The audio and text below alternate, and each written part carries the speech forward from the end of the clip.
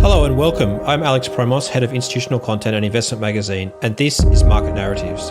This show is a series of unorthodox conversations with thought leaders influencing the world of fiduciary investors. For more related insights and analysis, please remember to check out our website, investmentmagazine.com.au, and subscribe for a free email. And with that, please enjoy this week's episode.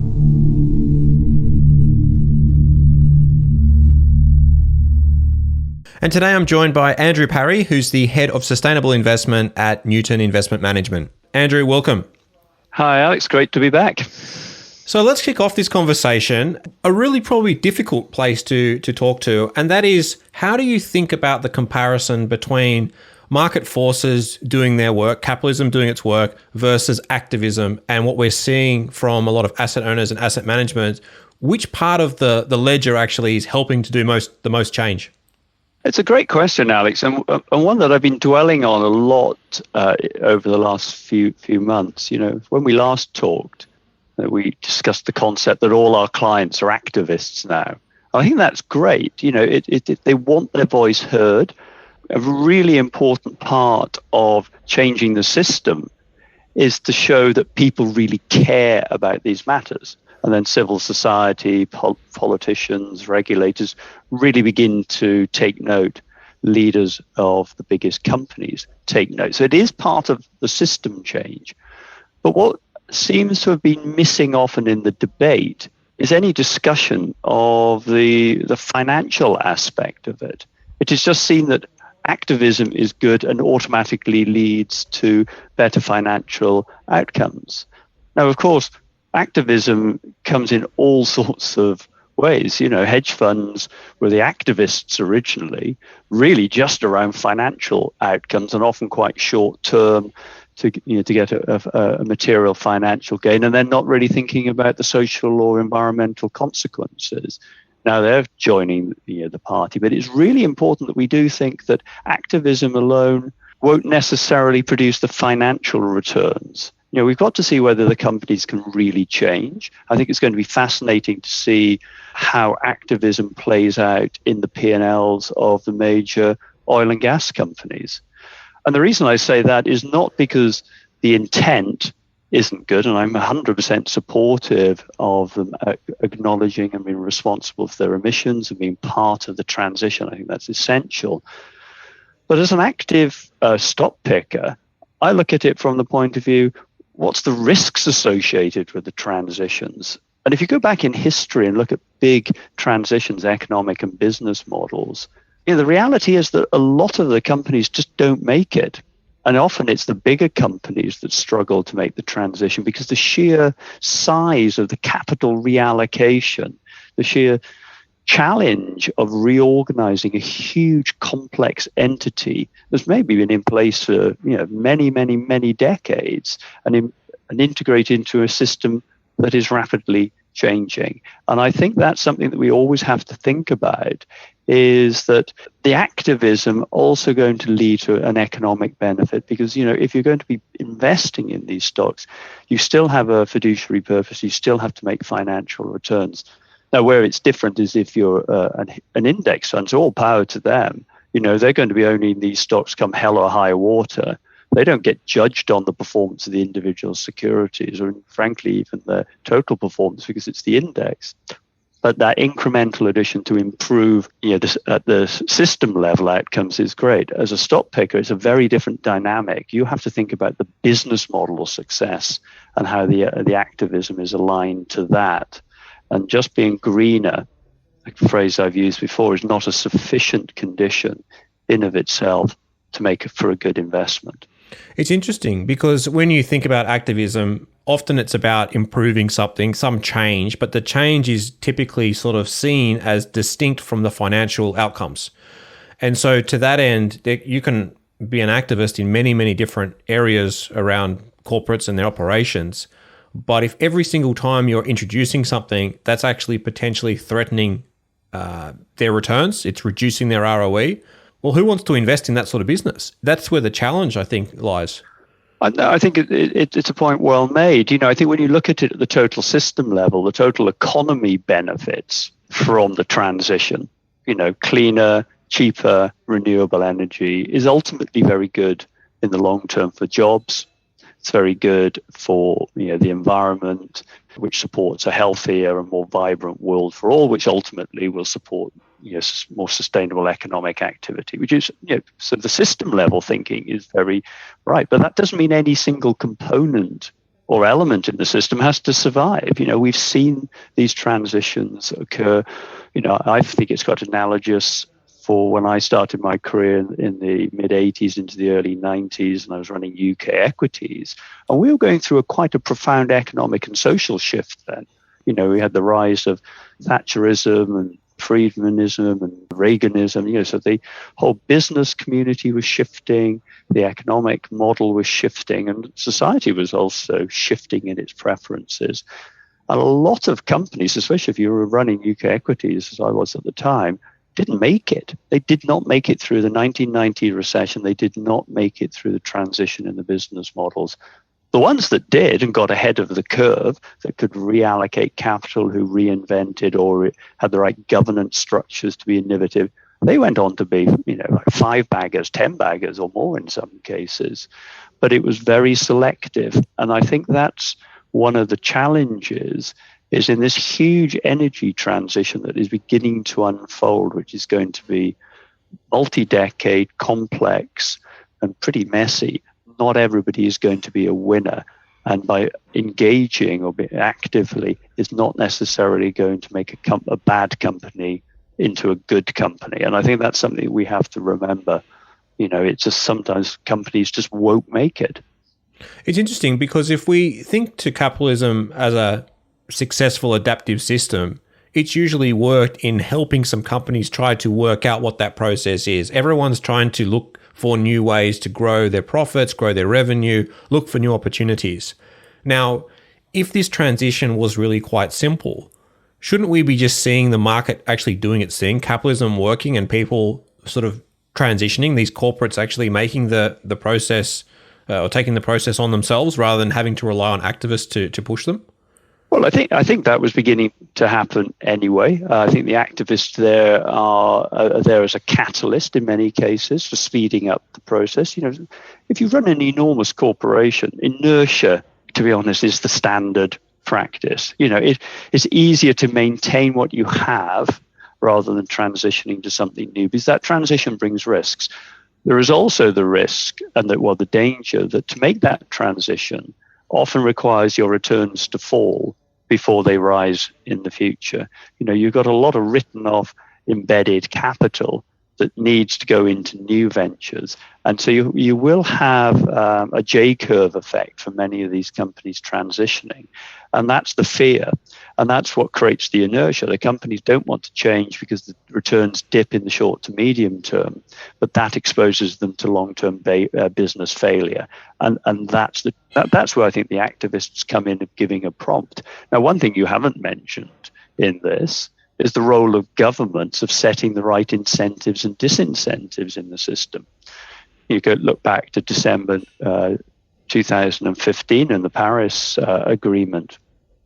Emissions have risen since then. 196 countries, I believe, signed the Paris Agreement, but there were no incentives and disincentives placed into the system to stop the free rider principle. And that is one of the problems with capitalism. Capitalism needs bounds and boundaries in which to operate, and needs the right incentive structures. And I think in the debate that it's just beginning to come is really the lobbying and activism towards governments to make sure they put in place those incentives, and that they're not, if you like, greenwashing by having a 2050 or some long-dated target where those politicians won't be in power and they don't have the policies over the shorter term to get you there. And you really do need to change the incentive-disincentive structure to make this to really accelerate the transition.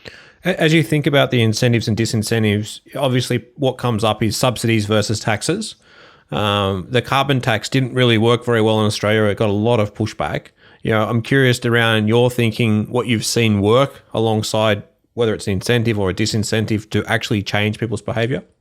Yeah, we've seen in Europe trying to bring in carbon taxes in France led to protests and riots, and and this is always the problem when trying to work out the balance, the short-term cost with the long-term benefits, which is always a difficult sell for politicians. It's also, as I mentioned just now, difficult sell sometimes for corporate executive boards to think in that terms.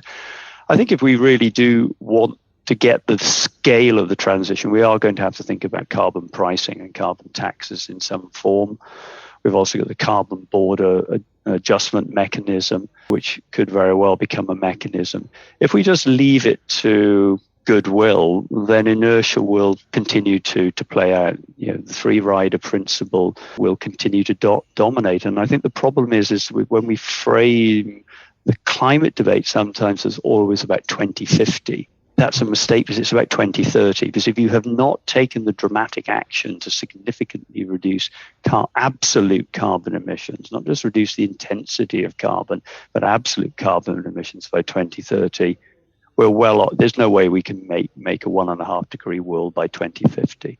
So the reductions in carbon have to be front end loaded, and that's why I think you probably need some form of, almost at the geopolitical, macroeconomic level, some carbon competition. So make capitalism work by making sure that the incentives between nations is such that there is an incentive to actually drive down carbon. Because when you think about it, when you scale up renewables, when you scale up battery technology as the material science accelerates and develops, so the unit cost of renewables should plunge. It's been fallen substantially, over the last 20 years, over 90% in the case of solar. So as you scale, then you begin to have huge economic benefits for a wider range of industries. That's when you can decarbonize cement and steel, really. That's when you truly get green hydrogen. So all of these things will then knock on to being a powerful force for people in fuel poverty, the poor. It gives energy security if you develop it well, and it can bring huge benefits to the industrial complex where energy is a big part of the input cost. But it needs that vision and the incentives, and that's where maybe competition is going to be the way to solve it. There's a couple of things that come up when you think about the energy complex, and that's particularly India and China that are growing very quickly, and the amount of carbon they're still producing today. Both are very hesitant to obviously sign up to a lot of the agreements. And so countries like Australia sort of look to them and say, well, they're not making their changes and they're the biggest polluters, so we should probably hold back. And so in this marketplace, there's almost like an arbitrage that can sort of go on where you can make steel in China, for example, because they can wait till 2060 versus Australia that gets almost penalized if they do sign up. And so how do you then stop that arbitrage problem that can arise? Well, and that's exactly the problem that was there with the Paris Agreement. You can sign up to the headline, but you haven't placed in the system any incentives or disincentives. Now, I know things like carbon border adjustment mechanisms, tax, in other words, or pricing of carbon is unattractive. But where we are in the energy transition and the cost of renewables today versus where they were before, look at the rise of electric vehicles. I think Ford announced that they were selling the F-150 iconic pickup truck. They took 45,000 orders in 48 hours. I think it's one of the top-selling products in America. And they make more electric vehicle Mustangs than they do gasoline Mustangs now. So look, we're at a tipping point. So there's a huge opportunity for governments to actually put the right incentives in to accelerate this at the moment. If you look, the situation with China and America is a big geopolitical issue of our time, and that is a challenge. But it can be seen through the lens of climate, as well as through the lens of the geopolitics of two superpowers colliding. And that's what I mean about trying to put in place incentives in the systems that can actually make competition to accelerate the development of these to be good. Now, India and China have massive pollution problems. They have a limited amount of energy security. So for them in the long term, surely it should be in their interests to decarbonize their systems, the health benefits, the access to energy for more. And, if you're a manufacturing complex, ultimately those benefits, longer term benefits, will outstrip any short term costs. So I think the incentives are there. It's just getting people to frame them in the right way and to realize that they need to pick their head up from a 3-year perspective to take a 10-year and beyond perspective. As you think about sustainability much broader, even outside of the carbon regime, there is a lot of other factors that come up. Supply chains is another one, how to deal with some of the social consequences of these monopolies that we're now creating. We've got a lot of issues that are also, I guess you could say, different forms of market failure. What role should asset owners and asset allocators really play in helping to address some of those problems as well?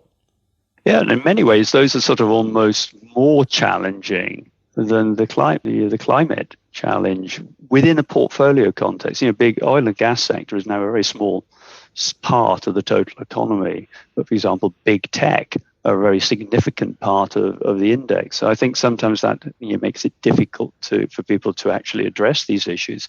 But it comes back to a point about a change. Are we at a tipping point? I think this is something we need to think about.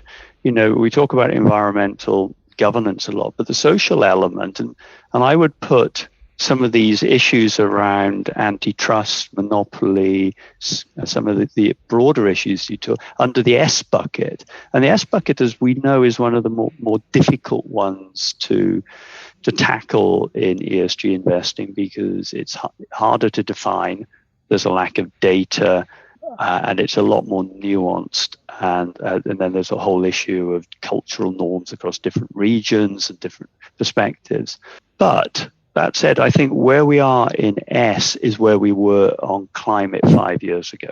So 5 years ago, most people were recognizing that climate change was a significant existential threat to life on the planet. The awareness was growing, but people still talked about it when they looked at company business models as it's an externality. It's not being internalized into business models. Look at the dividends, look at the cash flow, look at the security. 5-6 years later, it was a radically different story with dividend cuts, the return on capital employed falling, and the climate debate becoming hugely internalized into the business models now, culminating in the rise of the activism that we talked about just now.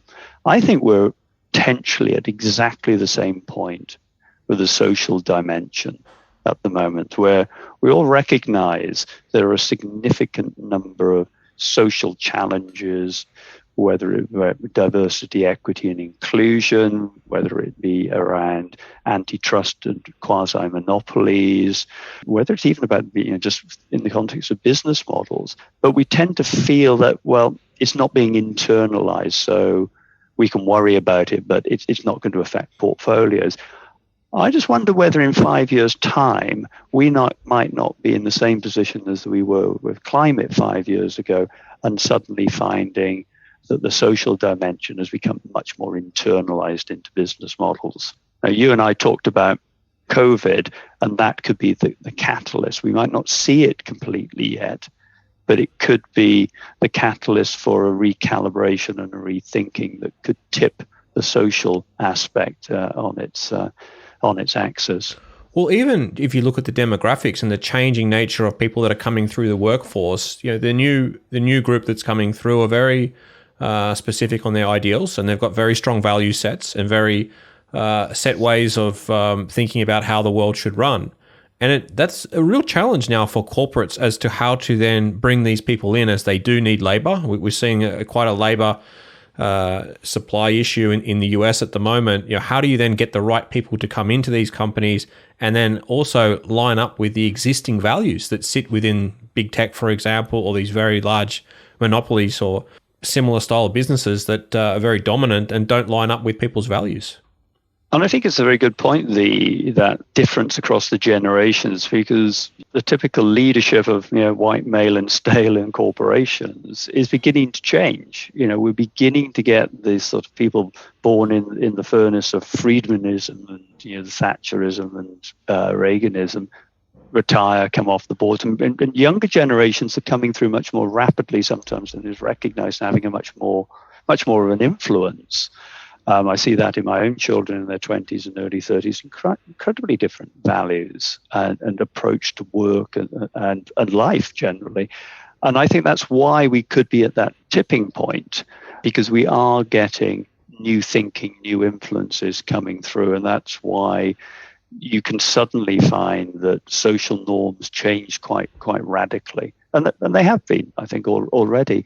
Think back to August 2019, when the US Business Roundtable embraced stakeholder over the primacy of the shareholder. Now, a lot of people said that was a cynical marketing ploy, but I think actually there was something more profound potentially that it signaled, because that was pre-COVID, and it was quite early in really the move towards sustainable investing and this sort of activism we've been discussing. And I think a lot of it was that leaders of some of the very big companies in America were smelling change on the wind. They were beginning to understand that the system was about to shift, and the attitudes of society were beginning to pivot. Now, they're quite polarized in many countries, but that doesn't mean that the whole overall balance might not shift. And for me, it was about a signal that it was how do you actually remain relevant if you do begin to see shifting social norms and shifting values. And for these big companies, I think that's why looking at stakeholders was actually something about relevancy in a changing world, and about how they had to innovate, because there's a heck of a lot of competition for the bigger companies coming in. So yeah, I think we are at a really interesting point. We're going through quite an experiment, and I'm sure that we'll see a change in business models emerge over the next 5 years. I see the same thing, that businesses are really under threat, not only from their employees that are pushing for change, but from the members that are within the asset allocators and the asset management teams that are then also pushing change. So these corporates and the people that run these corporates are under immense pressure from their own employees and then from their investors. And there's two very big factors that they need to always consider. Yeah, it is about that system change. And initially, system change in the early stages, it's a few voices disconnected in the wilderness. But as that begins to gather some momentum, so the connections and interconnections are made, and that's how you change the system. And and I think that's where all of this comes together. If you think of it in system change, then these are the forces that will actually shift the system on its axis. Now, it's a big shift, so there's no guarantee of success, but it does seem to be that a multiplicity of different voices are coming to the fore. And that's really important, because this is a multi-dimensional problem. So we shouldn't just think of it in the terms of shareholders and asset owners and the benefit. We should think about it, the legitimate voice of people coming from NGOs and not-for-profits. We're all in this together. And that's why I think of thinking of it as a complex, interconnected system is the best way to understand all that's going on, because everybody's got different objectives. But ultimately, if the objectives begin to have some form of alignment, that's when we can shift the system. It's the old Archimedes principle: give me a lever, and I can shift. I can move the world. And I think maybe that's what we're having, is that's where the activism and the voice is part of the lever to shift the system. If you put your investor hat on today and you look at the marketplace and you think about these system changes that are coming through, does that mean that you then start to look away from some of these really large corporates because of the amount of stress that they're going to face from both their employees and from other asset owners, asset managers, to then the next tier down or lower tiers that are more nimble, more flexible to change, less likely to also have a lot of activist style pressure against them as well.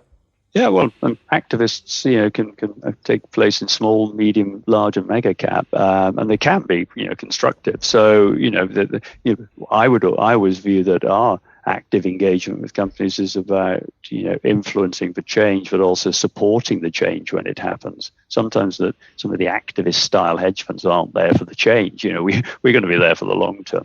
Yes, I'm an active fund manager, so I always think that you're judged on what you own by not what you don't own. It's always really doing the research on the stocks that you own and where you have a marginal advantage. And I think the opportunity set is going to start to change, and people are going to begin to think slightly differently. So you've got to think about where this transition is going to play out successfully, and is it going to be just in the obvious names, or is it sometimes going to be in the ones that really can transform themselves? That was the lesson I learned 30 odd years ago, is about the power of business, innovation and transformation.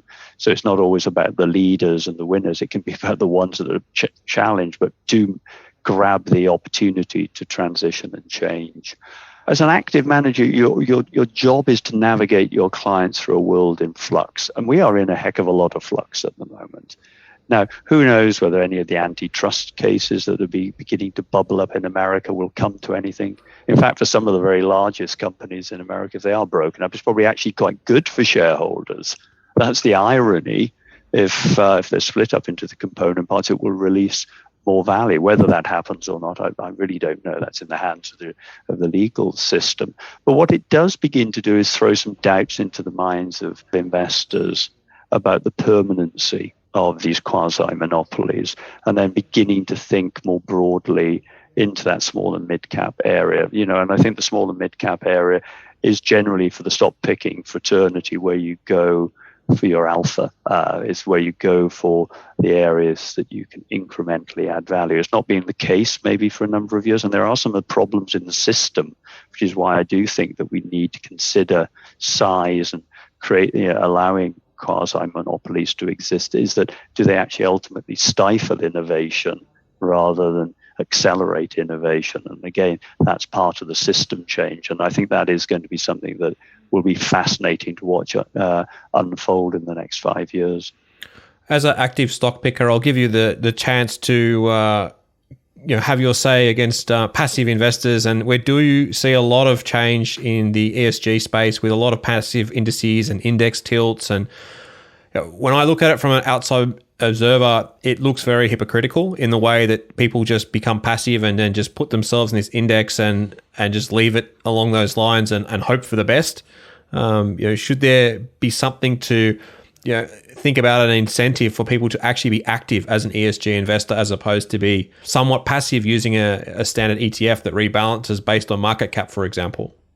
Well, I'm hugely biased. In the 37 years of being an active manager, guess what? I think active management has a really important role to play.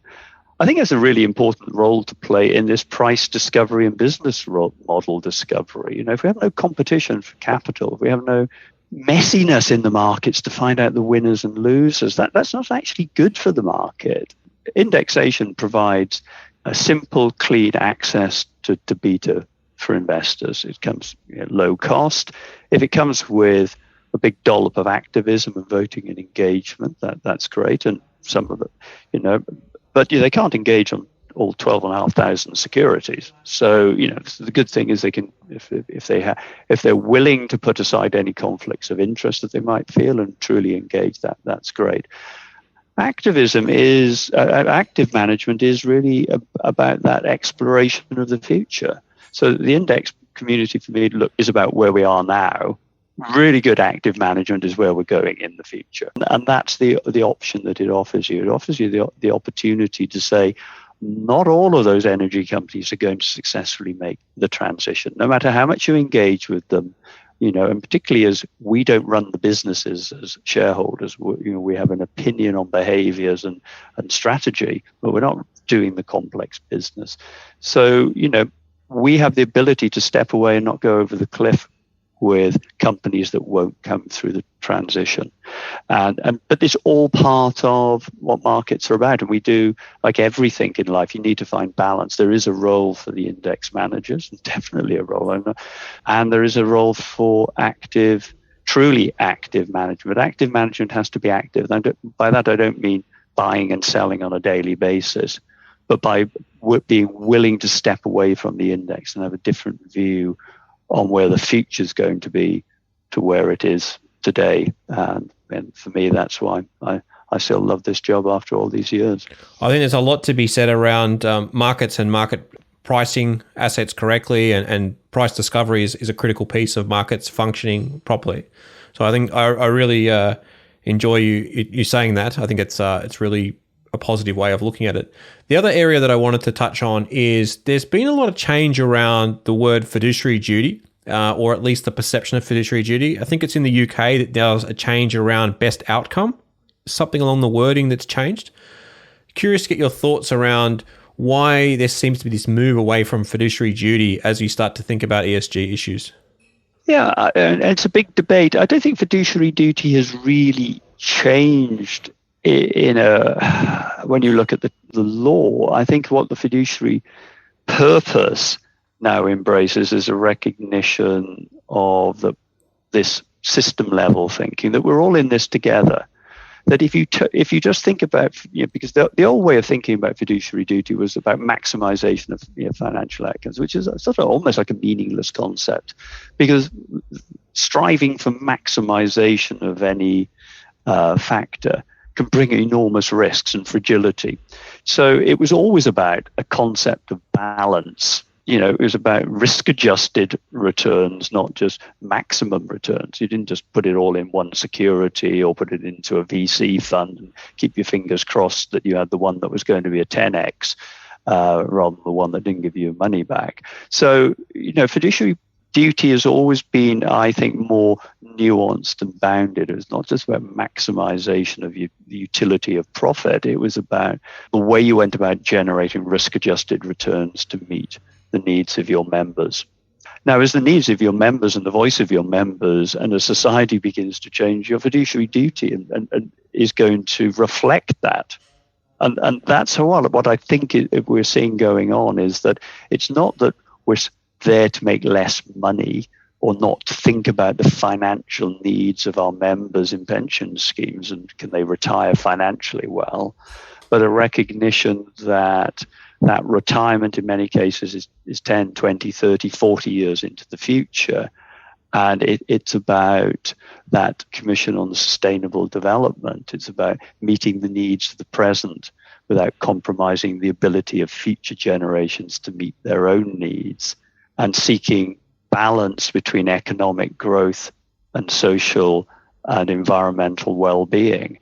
If you think of that as fiduciary purpose, that was back from 1987. It's one of the best definitions of sustainable development, seeking balance between the present and the future and supporting economic growth through good environmental and social practice. That's a great statement of fiduciary purpose, and it is about making economic and financial returns, but recognizing the external costs that can bring, that pose then ultimately risks to the sustainability, resiliency, and the fragility potentially of the financial returns. And as we've been going through the last 15 years and the volatility economically and the challenges that we've had, that notion about future resiliency is actually really very important. We certainly don't want to have a financial crisis followed by a pandemic, followed by an environmental crisis, because they seem to be getting bigger and the response is bigger. That could be really very costly to our retirement prospects. All right, I think that's a perfect place to leave it. Thank you very much for your time today, Andrew. Alex, it's always a pleasure. Thank you for having me back. Thank you for joining us. All views expressed on this podcast are subject to change and do not necessarily reflect the views of Connexus Financial. This podcast is for educational purposes only and should not be relied upon as investment advice.